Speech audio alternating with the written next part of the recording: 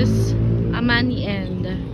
So, upon turnover, ganyan po yung itsura. Ang money end natin is meron siyang space pa sa gilid. So, upon turnover, may gate at fence na po siya. Ang kanyang floor area is 36.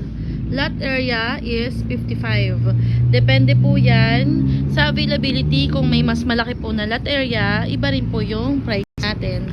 So, lupa po to pag na-turnover. As is po, may pintura na sa labas at loob ng bahay. Kung ano po yung nakikita po nila ngayon, ganun po yung turnover. So, ito po, sample po siya na may gamit po sa loob ng bahay. Yan. So, may vinyl planks na po ito pag na-turnover sa kanila. And, paint na po tayo sa loob.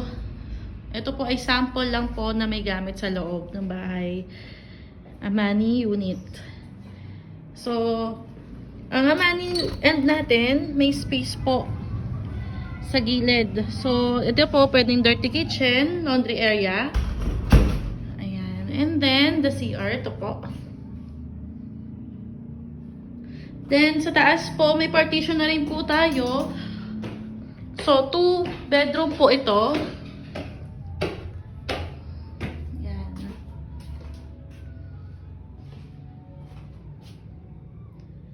Siya. Sample lang po ito na may gamit sa loob.